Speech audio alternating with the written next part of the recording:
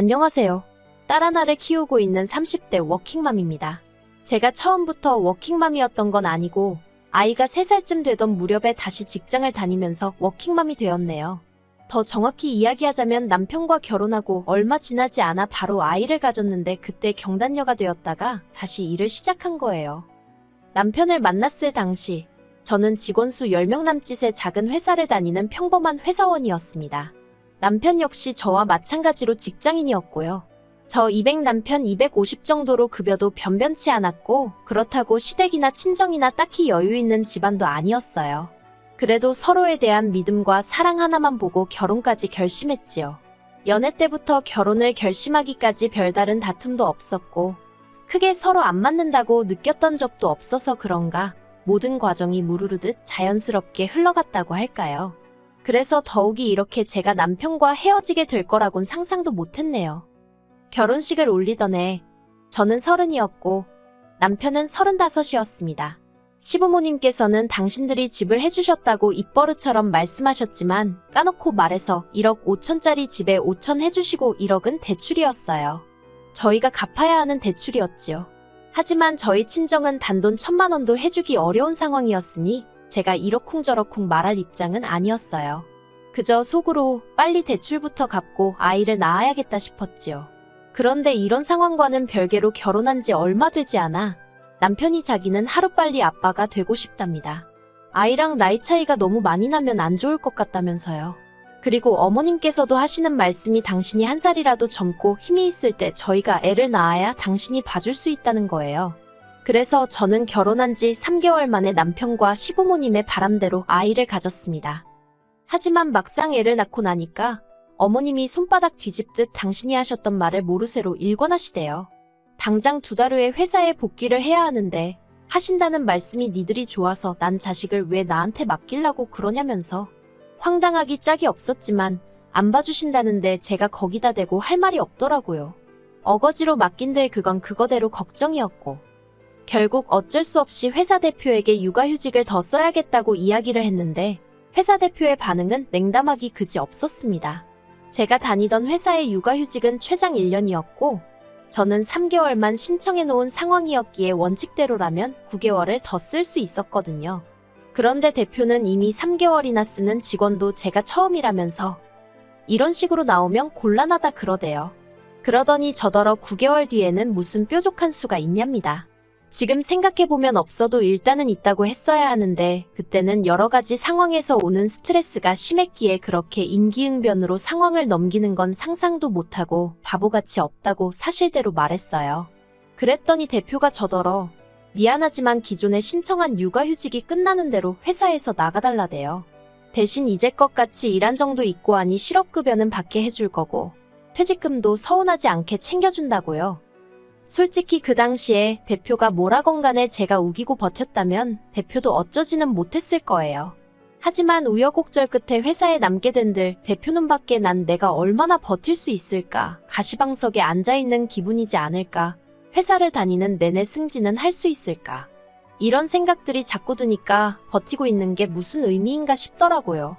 그래서 결국엔 관두기로 했네요. 그런데 막상 제가 이런저런 이유로 회사를 관뒀다 하니까 어머님께선 어이없는 반응을 보이셨어요.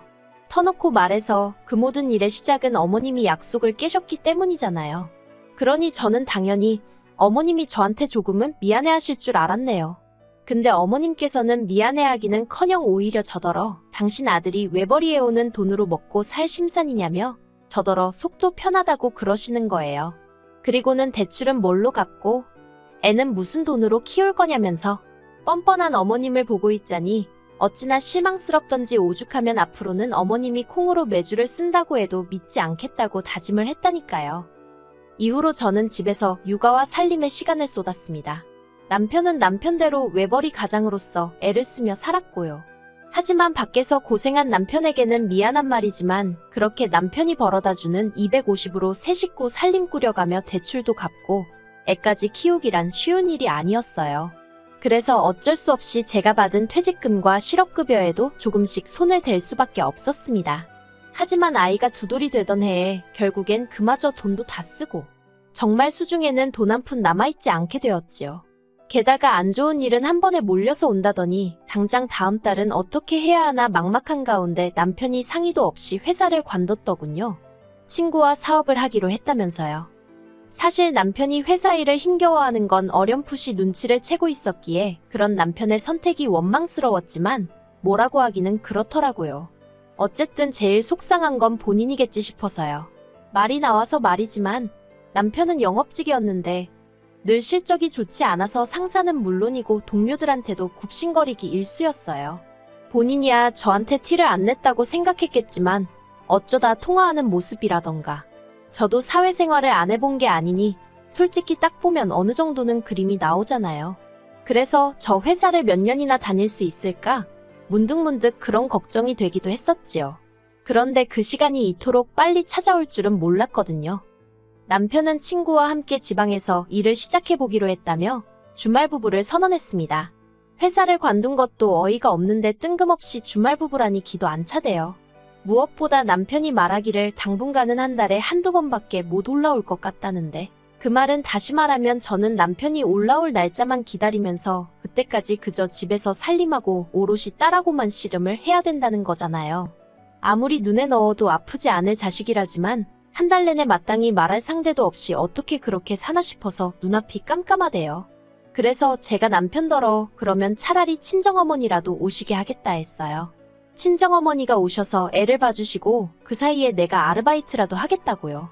그러자 남편도 흔쾌히 그러라 하대요.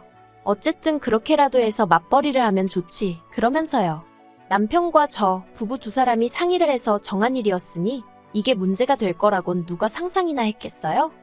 여담이지만 친정아버지는 몇 년 전 먼저 세상을 떠나셨고 친정어머니는 이후로 계속해서 혼자 지내고 계셨어요. 그리고 제가 어머님이 애를 안 봐준다고 하셨을 때 친정을 떠올리지 않은 건 시댁은 차로 40분 거리인 반면 친정은 차로 2시간 거리였거든요. 게다가 신혼집은 10평대 아파트로 방은 2개밖에 없었는데 그나마 한 방은 옷방이어서 친정어머니가 상주에 계시면서 육아를 도와주실 상황도 못 되었고요. 하지만 이제 남편이 집을 비운다 하니 친정어머니랑 저랑 같이 자면 그만이고 뭐 아무튼 상황이 그때랑은 달라서 가능했던 거예요. 그런데 친정어머니가 올라오시기도 전에 어머님이 친정어머니를 불러드리기로 했냐면서 악을 쓰시며 연락을 해오셨어요. 솔직히 어머님이 어떻게 알게 되신 건지는 지금도 모르겠어요. 남편 말로는 죽어도 자기는 말을 안 했다는데 그럼 저나 저희 어머니가 했다는 소리밖에 안 되거든요. 그런데 저희 어머니야 당연히 먼저 그런 말씀을 하실 이유도 없고 저라고 뭐 한다고 쓸데없이 그런 소리를 했겠어요? 그러니 저는 남편이 했으리라 생각하고 있습니다만 어찌됐건 어머님이 알게 되신 마당에 그런 걸 따서 뭐 하나 싶대요. 그리고 한편으로는 친정어머니가 딸집에 잠시 와 있겠다는 게 아주 이상한 일도 아니잖아요. 비밀로 해야 할 일도 아니었고요. 그리고 그날은 주말이었기에 남편이 올라와 있는 상황이었습니다. 그런데 어머님께서 연락도 없이 저희 집에 찾아오셨더군요. 솔직히 전혀 반갑지 않았어요. 이미 며칠 전에 전화로 저에게 왜 친정어머니를 모셔다 놓으려고 하냐고 도대체 누구 머리통에서 나온 생각이냐며 악다구니를 쓰셨던 상황이라 마음에 앙금이 남아있었거든요. 그런데 급기야 연락도 없이 찾아오셨으니 기분이 더 나빠지대요. 그런데 그런 제 속을 아시는지 모르시는지 어머님이 다짜고짜 저를 향해서 하시는 말씀이 너 이 집은 누가 사준 집인지 알긴 하냐입니다. 솔직히 집 가지고 생색내시는 것도 처음이 아니었어요. 그리고 그럴 때마다 어머님이 사주셨어요 라고 대답하는 게 정답인 것도 잘 알고 있었고요. 그런데 그날만큼은 저도 시간이 갈수록 비위가 상한다고 해야 할지. 그래서 저도 모르게 어머님이 사주신 건 아니잖아요. 계약금을 내주신 거지. 하고 받아쳐버렸어요. 솔직히 대출 1억이 누구한테는 작겠지만 저희한테는 정말 큰 돈이거든요. 그런데 어머님 때문에 결국 직장도 관두게 된 마당에 대출까지 갚으려니까 막말로 대출금 빠져나가는 날이면 정말 너무 아깝고 속상하고 하다못해 아파트 값이라도 좀 올랐으면 모릅니다. 아파트가 돈 1,000만 원은커녕 몇백도 오르지를 않는데 대출이자는 계속 오르지. 그런데 집 가지고 생색을 내려드시니 좋은 마음으로 상대해드리기가 어려웠네요. 아무튼 제가 대들듯 대꾸를 해서 그런가 어머님이 눈을 동그랗게 뜨시대요. 그러더니 이내 저더러 그게 지금 무슨 뜻이냐입니다. 그러면서 당신이 아니었으면 너가 이런 아파트에서 어떻게 살기나 했겠냐고 하는데 결혼할 때부터 시댁보다 저희 친정이 못 살기는 했어요. 그래서 어머님은 걸핏하면 당신이 막말로 저한테 생활비에 보태라고 단돈 몇십만 원이라도 주신 적도 없으면서 돈 좀 있는 사람 마냥 유세를 떠시기 일쑤였거든요. 근데 그게 저도 사람인지라 제 마음이 괜찮을 때는 그저 나이든 시어머니의 귀여운 허세 정도로 생각하고 아무렇지 않게 듣고 흘려버릴 수 있어요. 그런데 그렇지 않은 날도 당연히 있지요. 그날이 딱 그랬어요. 저는 어머님더러 이 15평도 안 되는 아파트, 저도 남편하고 결혼 안 하고 혼자 계속 직장 다니고 살았으면 이 정도는 당연히 살지 않았겠냐고 또 받아쳐버렸네요. 그리고 이때부터였어요. 어머님이 당신이 하는 말마다 제가 반박을 해대니까 화가 많이 나셨던 모양입니다. 저더러 하시는 말씀이 네 남편은 개같이 돈 번다고 지방에 간다고 그러는데 너는 좋다고 니네 엄마 데려다 놓고 먹이고 입히고 그럴 꿈을 꿨냐면서 저 하나로는 부족해 저희 어머니까지 당신 아들 등골에 빨대 꽂게 할 셈이냐고 악다구니를 쓰시는 게 아니겠어요? 그리고는 하시는 말씀이 주말 부부하는 동안 니네 엄마 불러드릴 생각 말고 저더러 이 집에서 나가래요. 당신 아들도 없는 집인데 차라리 남한테 월세를 놓으면 월세를 놓지 저랑 친정어머니랑 시시덕거리고 당신 아들 등골 빼먹는 꼴은 못 본다고요. 어이가 없어서 그러면 저랑 딸, 어머님 손녀는 어디 가서 지내라는 거냐고 물었어요.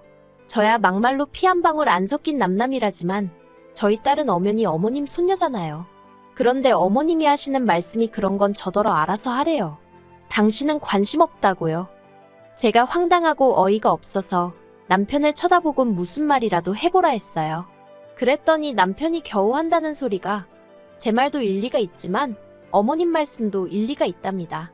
그러면서 저더러 설명을 한답시고 떠드는 소리가 어머님이 그 목돈을 들여 집을 해주신 건 냉정히 말하면 당신 아들 그러니까 남편 잘 살라고 해주신 거라면서 그러면서 이번만큼은 어머님 말씀대로 지금 이 집은 월세를 놓고 저는 친정에 가서 애를 키우라대요.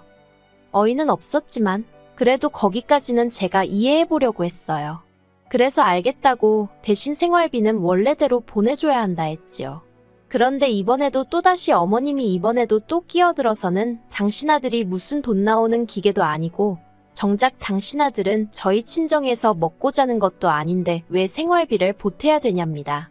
그래서 제가 어머님 떨어 애는 그럼 무슨 돈으로 키우냐고 그랬어요.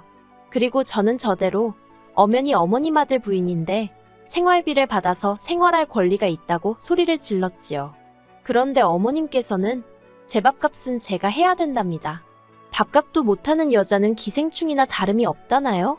너무 어이가 없어서 어머님은 그럼 왜 일 안 하시냐고 물었어요. 이제껏 평생 전업주부로 사셨다고 들었는데 그럼 평생 아버님 등골에 빨대 꽂고 사신 거냐고 기생충이냐고요. 그러자 어머님께서는 순간 얼굴이 벌개지더니 당신은 아들을 낳았지만 저는 못 낳지 않았냐는 거예요. 그런데 그 소리를 듣는 순간 갑자기 잃어버렸던 퍼즐 조각을 찾은 듯 모든 게 이해가 되대요. 왜 대뜸 애를 안 봐주겠다 하신 건지, 어째서 저희 딸 내복 한 벌 안 사다 주신 건지, 그리고는 왜 그렇게 신우가 어머님만 보면 그렇게 아들 딸 차별해서 키워놓고 이제 와서 뭘 바라냐며 울고불고 했는지도요. 하지만 어머님이 아무리 헛소리를 해대고 그래도 남편만 오롯이 제 편이었으면 사실 뭐가 문제였겠어요. 그런데 남편은 어머님이 그런 억지를 쓰시는 동안 단 한 번도 어머님을 말리려 들지 않았고 하다못해 말이라도 그만하란 소리도 안 하더라고요. 거기서 제가 실망을 크게 했지요. 그래서 남편에게 단도직입적으로 어떻게 생각하냐 물었더니 자기는 어머님 말씀도 일리가 있는 것 같다며 나름 결론이랍시고 짓거리기를 주말 부부인 동안에는 각자 생활비를 벌어 쓰재요. 그게 공평한 것 같다고요. 그래서 제가 남편더러 그럴 것 같으면 내가 미쳤다고 이 혼인관계를 유지하냐 했습니다. 그리고는 차라리 이혼하자고 했어요. 막말로 이 주말 부부가 언제 끝날지도 모르겠는데 내가 뭐 한다고 독수공방을 하면서 생활비까지 내 손으로 벌어가면서 당신을 기다리고 있느냐고요. 그러자 남편이 그렇다고 무슨 이혼을 하냐면서 펄쩍 뛰대요. 하지만 제가 정내미가 떨어져서 못 살겠다고 이혼하자고 했습니다. 그리고는 어머님은 아내인 제가 먼저 이혼 소리를 꺼냈다는 걸 꼬투리 잡아 남편에게 이혼을 부추기신 듯해요. 저는 혼수로 해왔던 3천만 원과 그간 남편이 생활비를 적게 벌어와 들어갔던 제 퇴직금과 실업급여 일부를 남편에게 돌려달라 했습니다. 그러자 남편도 그 부분에 있어서는 늘 고맙고 미안했다며 돌려주겠다 하대요. 그렇게 5천만 원 남짓 돌려받았고 양육권도 제가 가졌어요. 어머님이 손녀한테 저렇게 적대적인데 당연히 제가 가져올 수밖에 없었지요. 그렇게 저는 남편과 4개월에 걸쳐 협의이혼을 마무리 지었습니다. 저는 위자료를 받아 친정어머니와 살림을 합쳤어요. 친정어머니가 애를 봐주시는 대신 제가 한 달에 얼마씩 돈을 드리기로 했고 지인의 소개로 곧바로 예전보다 조금 나은 조건의 직장으로 들어갈 수 있었지요. 하지만 제 인생에 생긴 변화만큼이나 저를 더 놀라게 한 건 바로 남편의 사업이 실패했다는 소식이었습니다. 솔직히 말해서 회사라는 시스템이 다 갖춰진 상황에서도 영업을 못해서 허우적거리던 인간이 자기 사업이야 말로 얼굴에 철판 깔고 해야 되는 일인데 할 수 있었겠어요? 아무튼 남편이 사업을 싹 다 말아먹었다는 게 주말 부부에서 이혼한 부부로 변하고 1년 만에 들려온 소식이었네요. 사귀고 살대고 살던 정이 있어서 그런 소식을 들으니 가슴이 아플 줄 알았는데 막상 어머님한테 당한 폭언을 생각하니 그렇게 망한 걸로는 부족하다 싶어요. 휴, 그래도 이제는 제 딸과 친정어머니만 생각하면서 앞으로 다시 묵묵히 나가볼 생각입니다. 그러면 분명히 언젠가 좋은 날이 올 테니까요.